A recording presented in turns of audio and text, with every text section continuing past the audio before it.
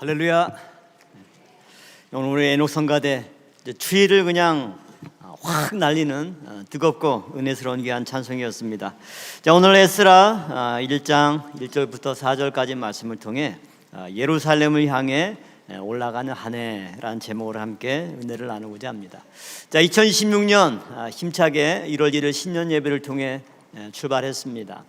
당분간은 모든 게 다 첫 번째입니다. 첫 번째 주일 지냈고 오늘은 첫 번째 수요 예배입니다. 내일은 또 첫 번째 또 목요 예배가 되겠죠.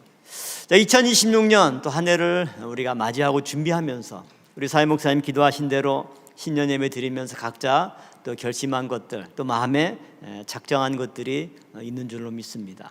그러나 많은 계획과 생각이 있지만 오늘 말씀과 같이 하나님이 고레스 왕을 통해서 우리에게 명령하신 대로 날마다 예루살렘을 향해서 전진하고 올라가는 그런 우리 모든 평강의 성도 여러분 되기를 먼저 주님의 이름으로 축원함을 드리겠습니다. 이 에스라 본문의 내용은 예수님의 족보 3기에 해당되는 내용이죠. 70년의 바벨론 포로 생활이 다 끝나고 고레스 왕의 칙령을 통해서 예루살렘의 귀환한 백성들이 이제 어떻게 성전을 건축하고 또 느헤미야에서는 어떻게 성벽 재건을 완공하고 또 하나님의 백성으로 그 정체성을 회복해 가는가, 이것을 기록한 것이 에스라와 느헤미야인 것을 볼 수가 있습니다. 오늘 본문 내용을 우리는 여러 번 읽기 때문에 그냥 일상적인 것으로 읽고 지나가지만 이 이스라엘 백성들의 역사의 현장으로 우리가 돌아가서 이 내용을 본다면 얼마나 감격스러운 말씀이고 그야말로 감동의 눈물이 없이는 읽을 수 없는 그 내용이 바로 오늘의 말씀입니다. 우리가 일본에 36년 동안 압제를 당하고 1945년 8월 15일 해방을 선포했을 때 삼천리 금수강산이 떠나갈 듯한 기쁨의 함성이 울려 퍼졌죠. 이스라엘 백성들은 바벨론에 70년 동안 포로 생활하다가 이 고레스 왕의 칙령을 통해서 이제 고향으로 예루살렘으로 다 돌아가라. 가서 너희 하나님의 성전을 건축하고 하나님의 백성들 모든 백성들은 다 그 땅으로 올라가라. 아마 대한민국의 광복의 기쁨과 비교할 수 없는 이스라엘 백성들에게는 역사상 가장 복된 소식이 바로 오늘 본문의 내용일 것입니다. 참으로 이 복된 소식이 이스라엘 백성들에게는 그야말로 터널과 같은 암울했던 역사의 그 모든 뚜껑을 열고 환한 빛을 향해서 나아가는 소망의 빗줄기와도 같은 말씀이 바로 오늘 본문의 말씀인 줄로 믿습니다. 작년 한 해까지 우리 교회나 나라나 또 여러분 개인 가정에 어떠한 어둠이 있었다 할지라도 오늘 이 말씀을 붙잡고 2026년 새해만큼은 날마다 말씀을 향해서 하나님을 향해서 올라가고 전진하는 그러한 모든 평강의 성도 여러분 되시기를 바랍니다. 오늘 말씀을 통해 우리나라와 교회가 처한 상황 속에서 하나님의 크신 인도하심의 역사가 나타날 걸로 믿고 오늘 이 본문을 통해서 하나님께서 그렇다면 우리에게 예루살렘을 향해서 올라가라고 이렇게 말씀하셨을 때 이 말씀의 의미가 무엇인가? 첫 번째로 살펴볼 것은 하나님의 감동이 역사하는 한 해라고 하는 사실이죠. 오늘 본문 1절 말씀 보면 우리가 주목해서 볼 말씀이 뭐냐 하면 하나님이 바사왕 고레스의 마음을 감동시키셨다, 이렇게 말씀하고 있죠. 바로 앞에 있는 역대하 36장 22절에도 동일하게 나와 있는 말씀입니다. 하나님이 이스라엘 백성들을 바벨론에서 이제 끄집어내고 가나안 땅으로 인도해내야 될 텐데 한번 생각해 보세요. 이스라엘 백성들이 자기들의 힘으로 자기들의 능력으로 어떻게 바벨론의 그 페르시아 제국의 강한 힘을 뚫고 고향으로 돌아올 방법이 어떻게 가능합니까? 아무리 봐도 불가능하죠. 그래서 하나님이 취하신 방법은 무엇입니까?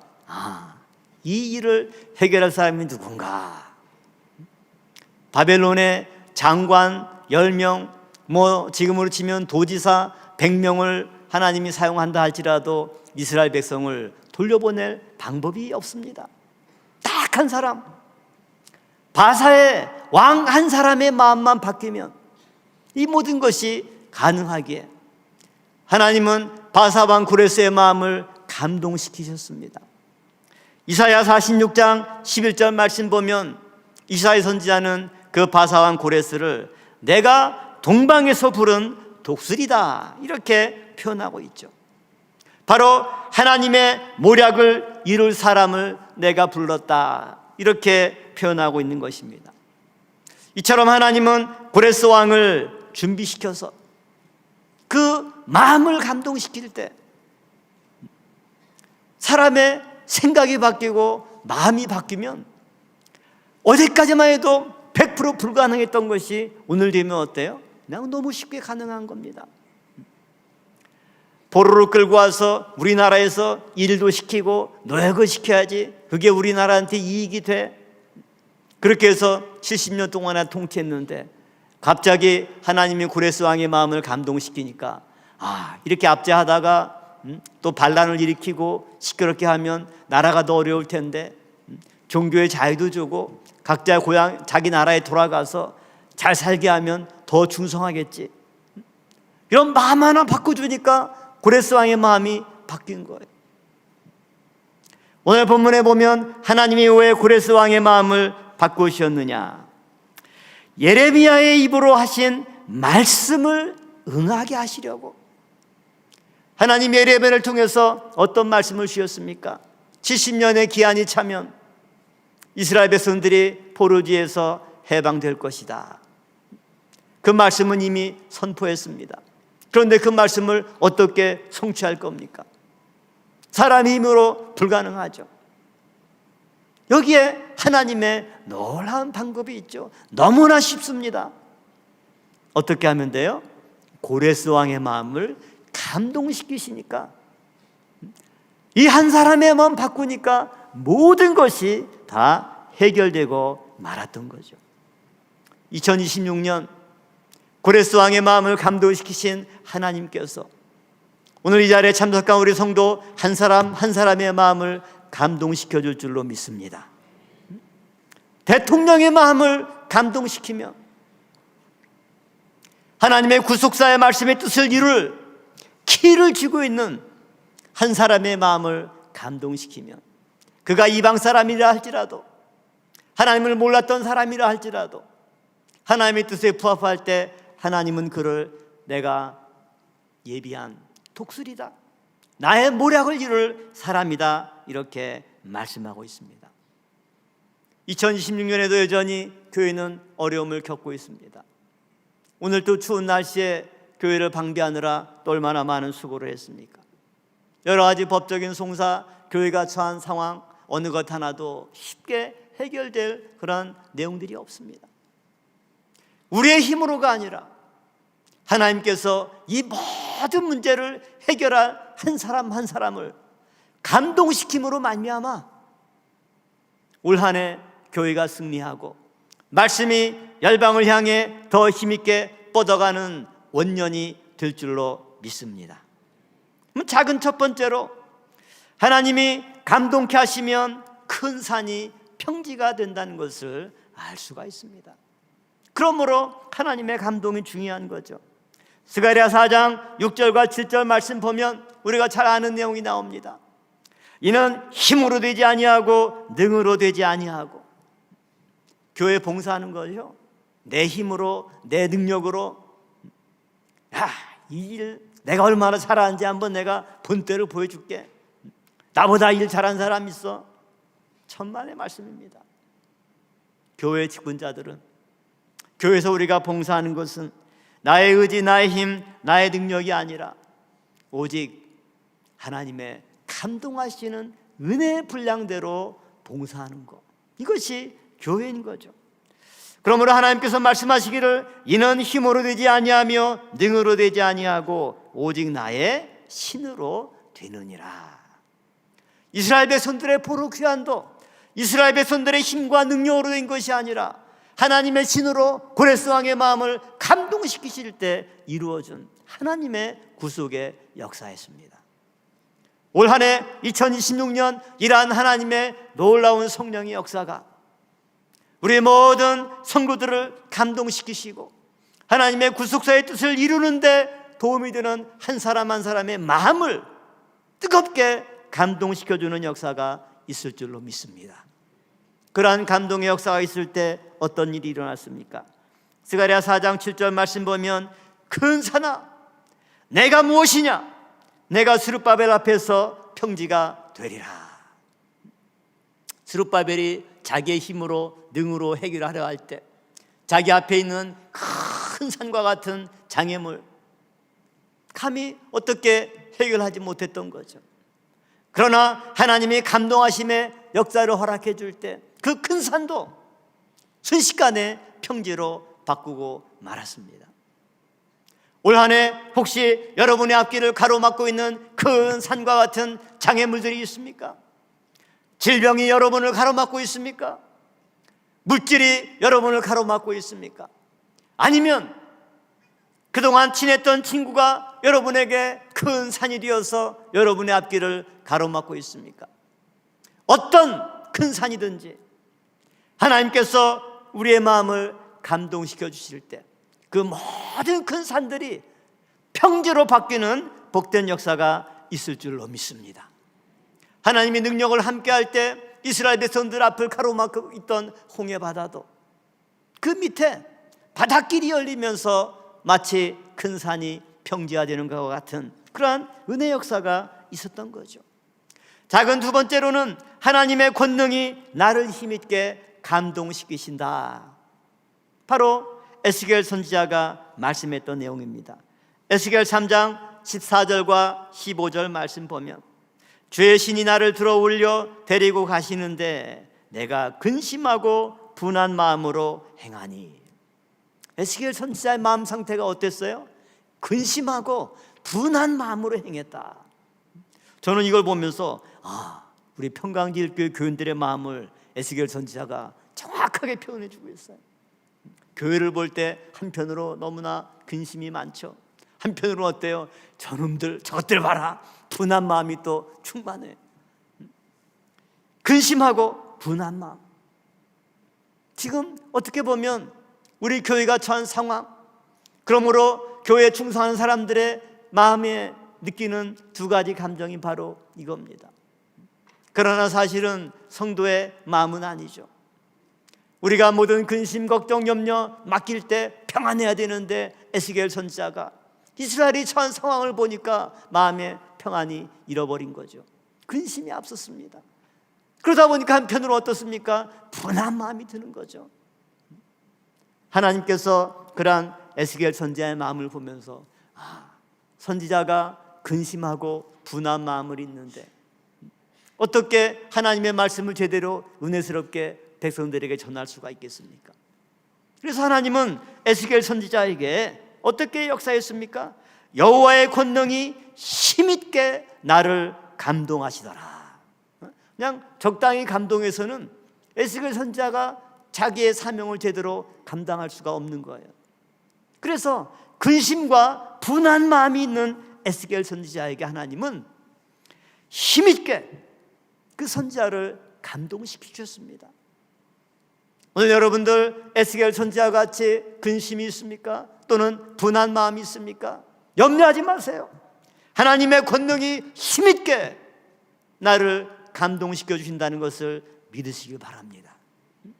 그래서 에스겔 선지자가 데라빕에 이르러서 사로잡힌 백성 곧 그발 강가에 있는 자들에게 나아가서 하나님의 말씀을 증거한 거죠.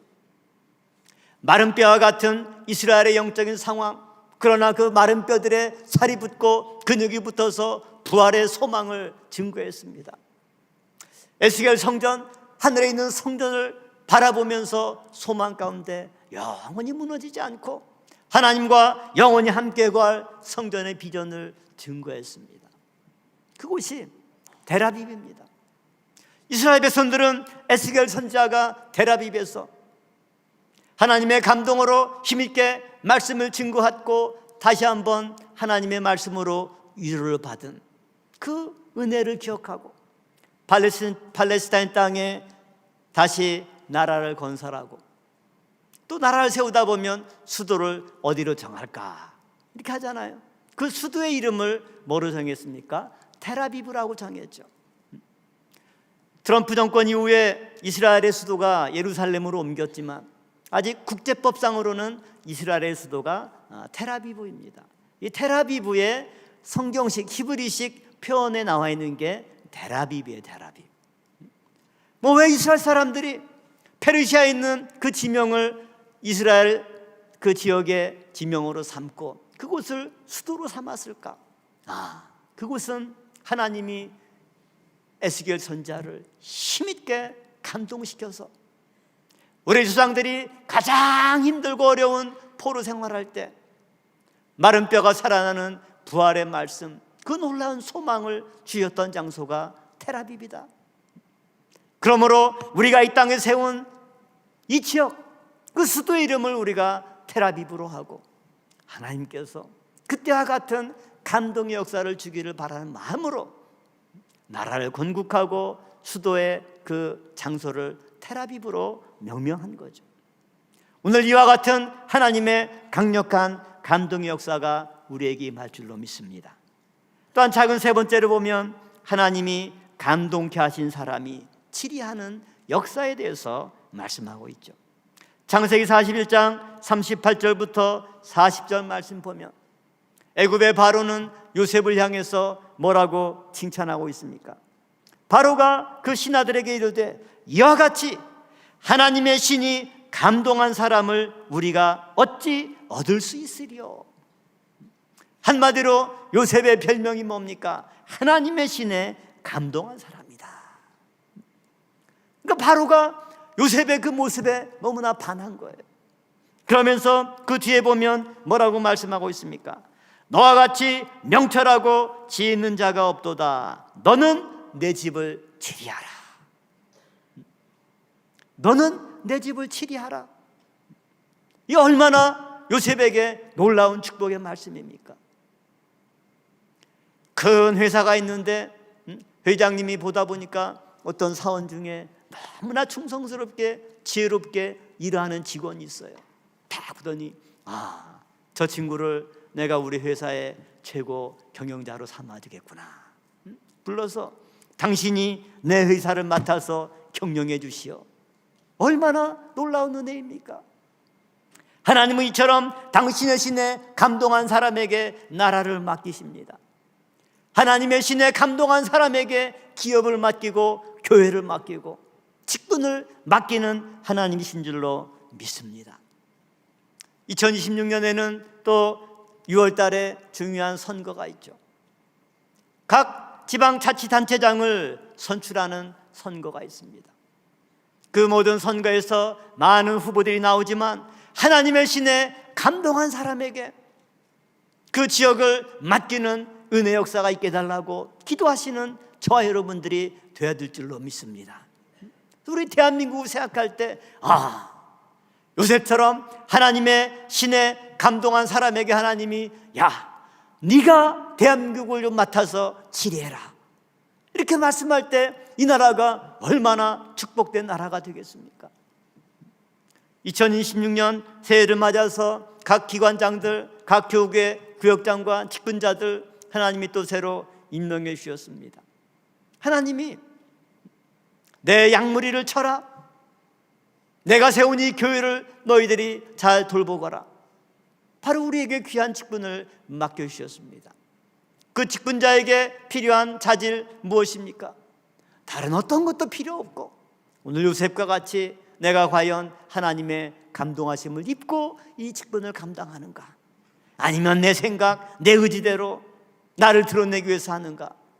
살펴보는 가운데 요셉처럼 하나님의 신이 감동한 성도가 되기 위해서 기도하고, 그러한 마음으로 나에게 주어진 직분을 감당할 때 모든 구역마다, 교구마다, 기관마다 작년에 비해서 2배로 7배로 부흥하는 2026년 한 해가 될 줄로 믿습니다.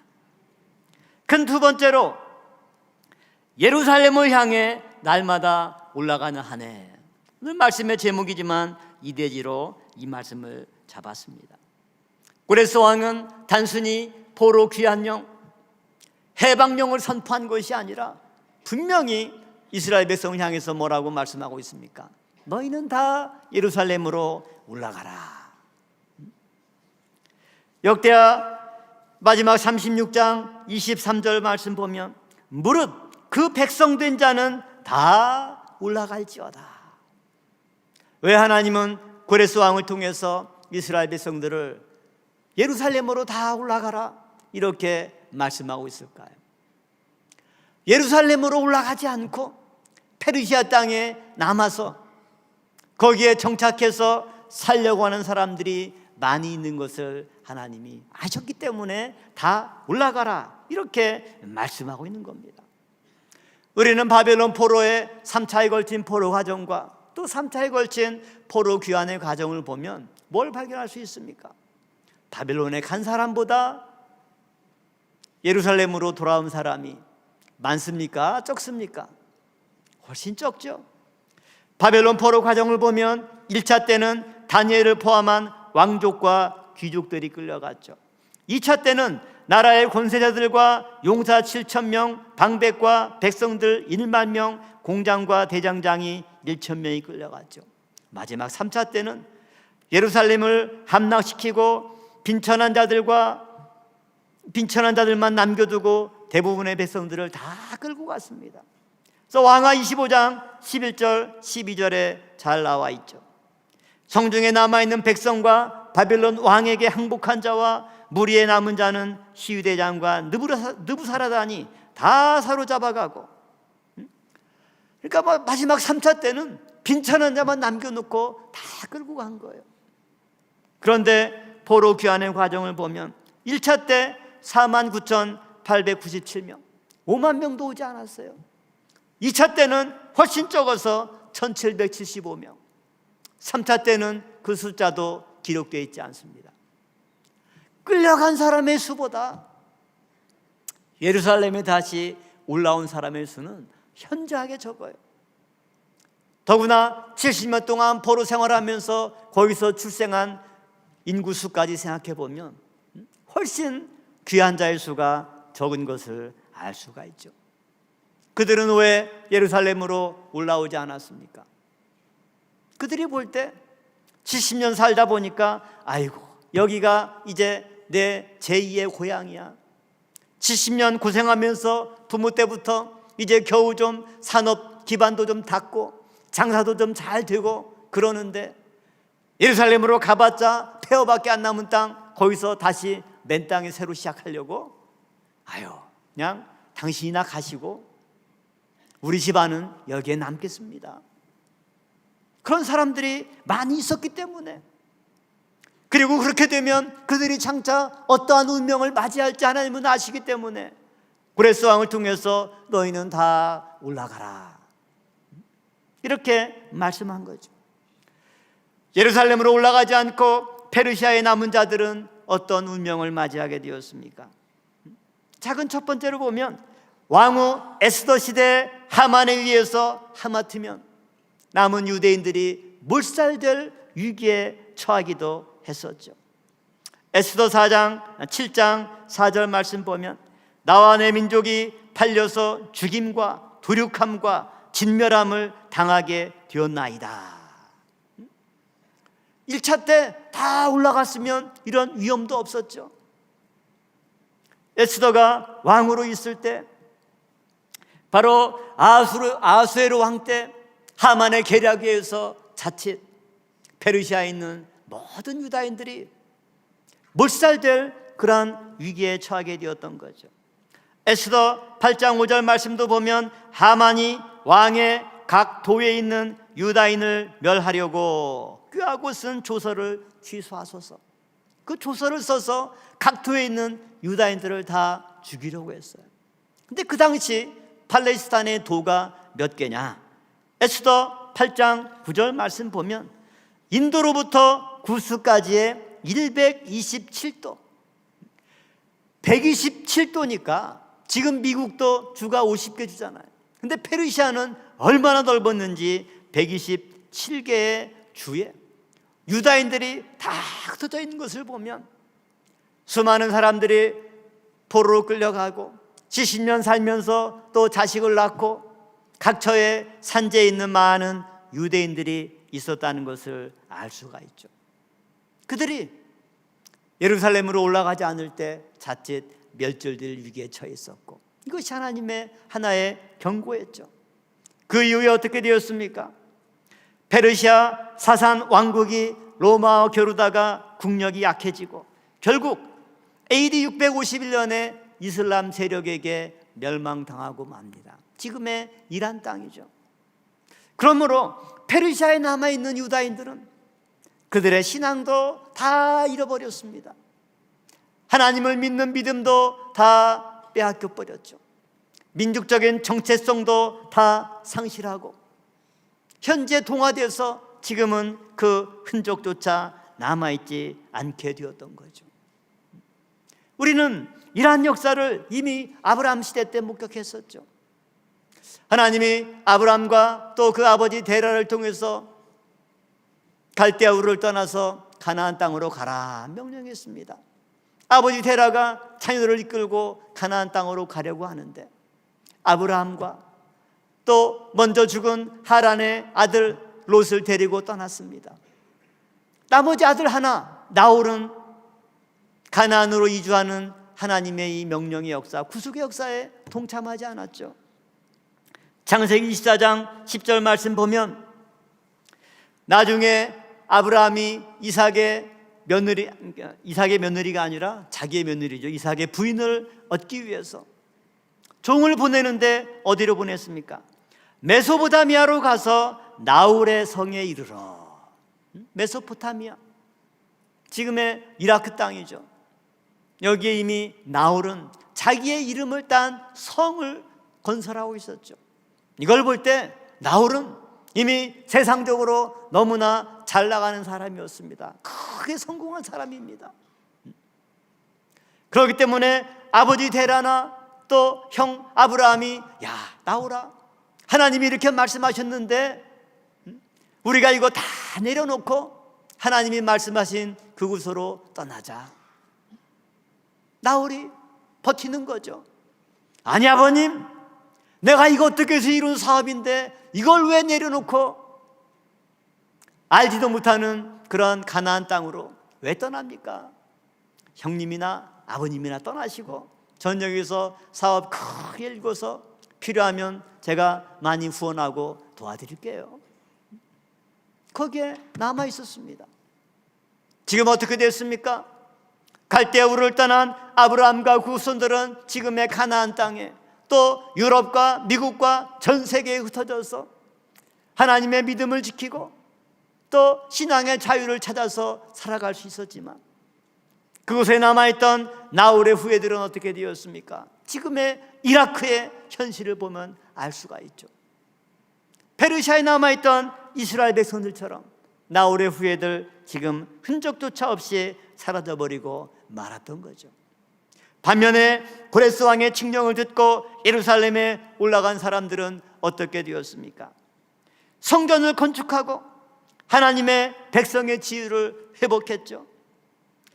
에스라의 인도함을 받고 무너진 성전을 건축했습니다. 느헤미야의 지도하에 성벽을 재건했습니다. 에스라의 말씀 강론을 통해서 부흥운동을 통해 하나님의 백성으로 거듭나는 은혜를 입었습니다.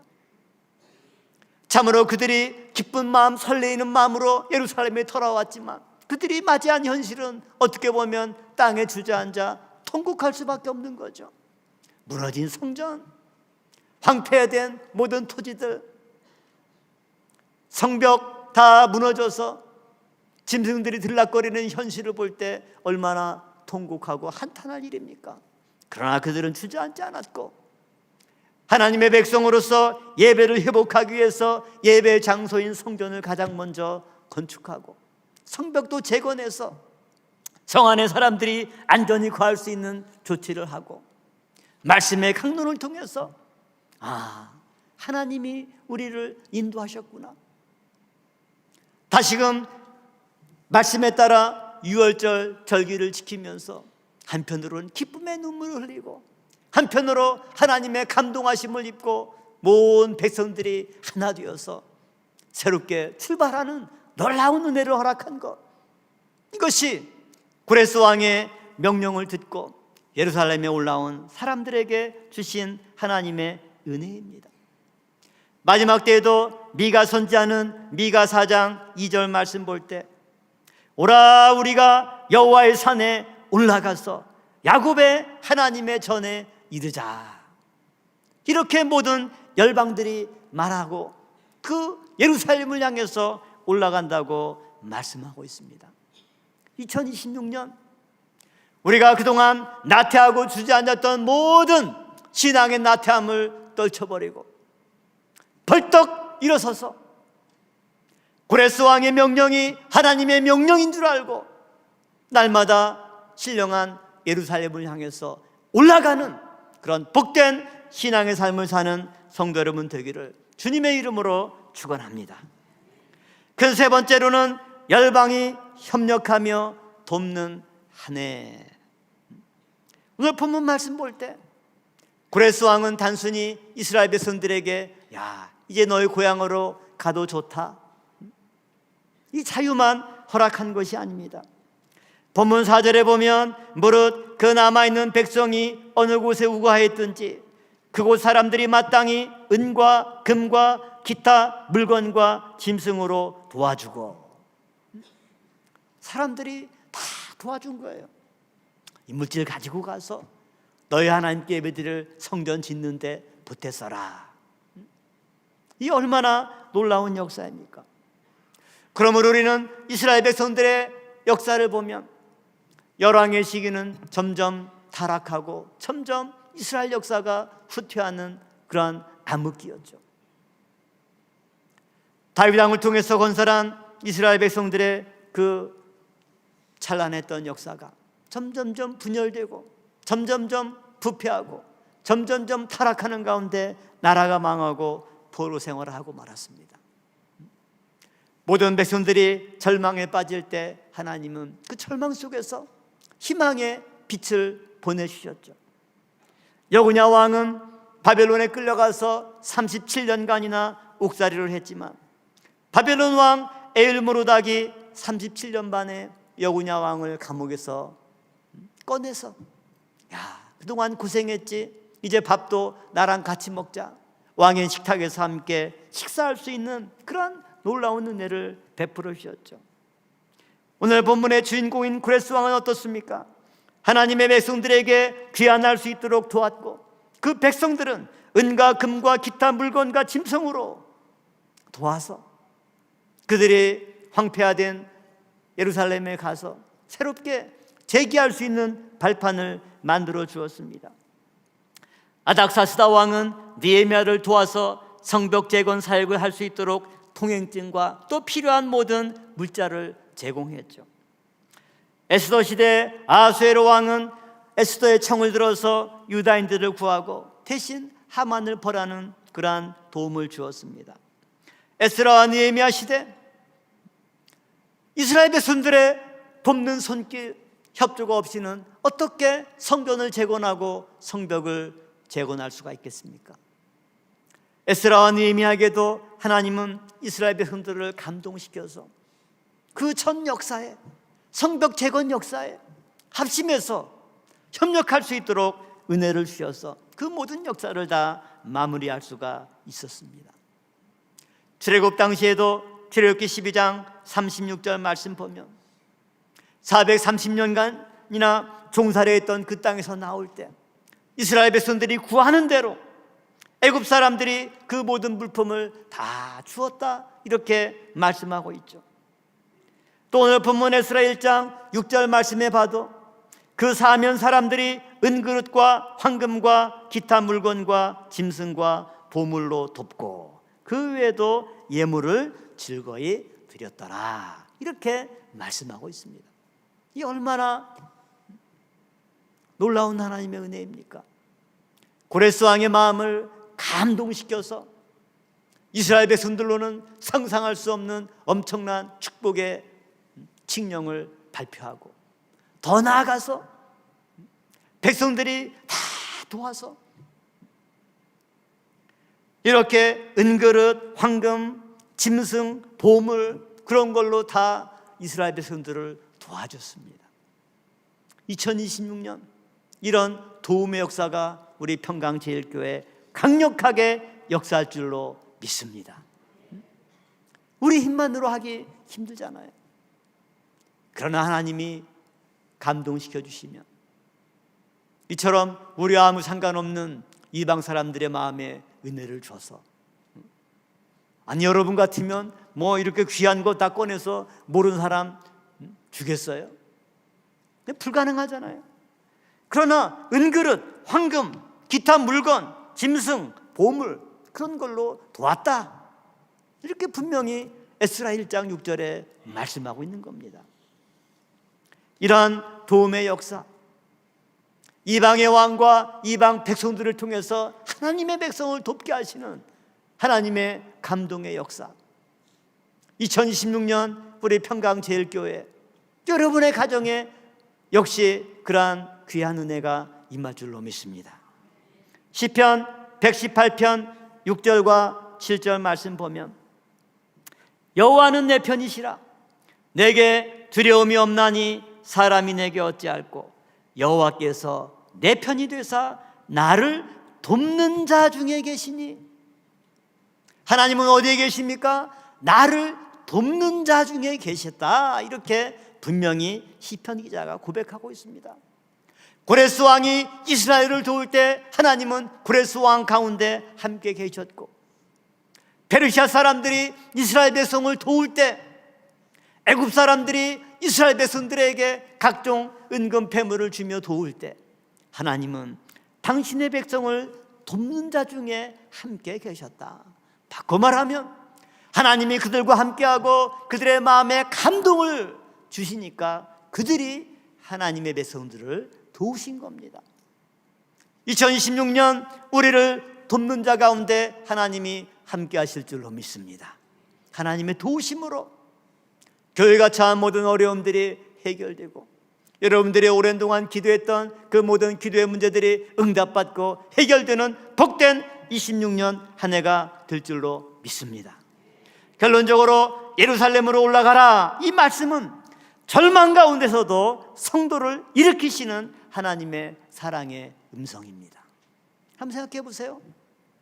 70년 포로 생활하면 처음 갔을 때 태어난 아이가 벌써 70살이에요. 세대가 2번, 3번 세대가 바뀝니다. 예레미야 때 주셨던 말씀도 이제 다 까먹고, 아유, 우리의 고향으로 돌아가기는 이제 틀렸구나. 여기서 평생 이방인으로 페르시아 사람들 눈치 보면서 숨지겨 지내야지 뭐. 이런 패배감과 절망이 모든 이스라엘 백성들의 마음 가운데 깊이 스며들 그러한 시점입니다. 그러할 때 하나님은 전혀 생각하지도 못했던 고레스 왕을 통해서 너희는 다 예루살렘으로 올라가라. 너희 하나님의 전을 건축해라. 필요한 물자 내가 다 지원해 줄게. 얼마나 기쁜 소식입니까? 그야말로 자다가 잠자리에 누워서 내일은 무엇을 먹을까? 내일 어떻게 또 하루의 삶을 이어가지? 소망이 없는 그런 답답한 가운데 그 소식을 듣고는 귀가 번쩍 뜨이고 자리에서 벌떡 일어나서 옆집 사람 문을 두드리면서 여보 당신도 들었어?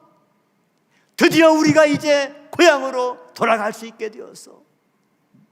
우리가 여기서 죽는 줄 알았더니 하나님이 이처럼 엄청난 일을 우리를 위해서 이 놀라운 기적을 베풀었어.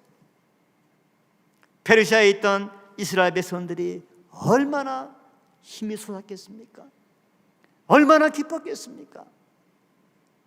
그 힘으로 하나님의 말씀에 순종해서 예루살렘으로 달려온 사람들이 성전을 건축했고, 성벽을 재건했고, 말씀을 다시 회복했고, 그들의 경건성을 회복했고, 하나님의 백성으로서의 정체성을 회복해서 하나님의 구속 역사가 중단되지 않고 예수 그리스도 메시아가 그들 가운데 태어나서 전 인류를 향해서, 모든 열방을 향해서 새로운 차원의 구속 경륜을 펼치셨던 이 하나님의 신비로운 구속의 역사를 우리는 목도하게 되는 거죠. 올 한 해 여러분의 삶 가운데 어떤 어려움이 있다 할지라도 이처럼 하나님은 우리를 향한 놀라운 구원의 계획을 가지고 계신 줄로 믿습니다. 별로 믿어지지가 않나 봐요. 나를 향한 하나님의 놀라운 사랑의 계획이 있는 줄로 믿습니다. 그 하나님의 감동의 역사를 믿고 소망하고 날마다 공적 예배에 집중할 때 이 예배의 시간이 내가 하나님께 감동받는 시간이 되고, 내가 말씀으로 감동받는 것은 나를 거듭나게 하고 나를 새롭게 하고, 그 말씀 앞에 변화된 내가 다시 한번 더 겸손하게 하나님의 뜻에 순종하며 나아갈 때, 우리 교회는 아무리 외부의 환경이 어렵다 할지라도 말씀의 뜻을 향해서, 구속사의 뜻을 향해서 한 걸음 한 걸음 전진하는 복된 성장의 한 해, 축복의 한 해가 될 줄로 믿습니다. 믿습니다. 기도하시겠습니다. 감사하신 아버지 하나님, 2026년 새해 365일을 우리에게 허락하여 주시고, 참으로 절망 가운데서도 하나님이 예비하신 독수리 고레스 왕을 통하여서 이스라엘 백성들에게 놀라운 소망의 말씀을 선포하신 아버지 하나님, 고레스의 마음을 감동케 하신 하나님께서 오늘 우리의 마음을 감동케 하여 주시옵소서. 하나님의 구속 역사가 중단되지 않고 이어갈 수 있도록 이 모든 문제를 해결하고 협력할 수 있는 사람을 주께서 예비시켜 주시고 그 마음을 감동시켜 주시사 아버지 하나님, 우리를 돕게 하여 주시옵소서. 하나님의 모략을 이뤄갈 수 있도록 축복하여 주시옵소서. 절망의 밤이 깊어갈 때 고레스 왕을 통해서 놀라운 소망의 등불을 환히 밝히신 아버지 하나님, 2026년 우리 평강에도 그러한 놀라운 소망의 등불을 환하게 밝혀 주시옵소서. 아버지 하나님, 3년 동안 우리 모든 평강의 성도들이 합심해서 기도했던 우리 김원 헵시바, 주의 부르심을 입고 오늘 천국으로 나아갔습니다. 아버지 하나님, 우리가 김원 헵시바를 위해서 염려하고 기도했던 것보다 오히려 김원 헵시바가 우리 성도들을 위해서 기도하고 염려하고 마지막 아빠와 이모의 전도를 위해서 끝까지 기도의 끈을 놓지 않았던 그 마지막 모습을 우리가 함께 느끼고 목도했습니다. 아버지 하나님, 어린 딸 생명을 바쳐 가족의 전도를 위해 아버지 앞에 의탁하고 오늘 천국을 향해 나아갔사오매 그 어린 딸의 기도가 응답될 수 있도록 그 아빠와 이모의 마음을 감동시켜 주시옵소서. 우리가 전도하고자 하는 많은 전도의 대상이 있습니다. 사람의 마음을 변화시키는 것 우리의 힘으로 능으로 물질로 불가능합니다.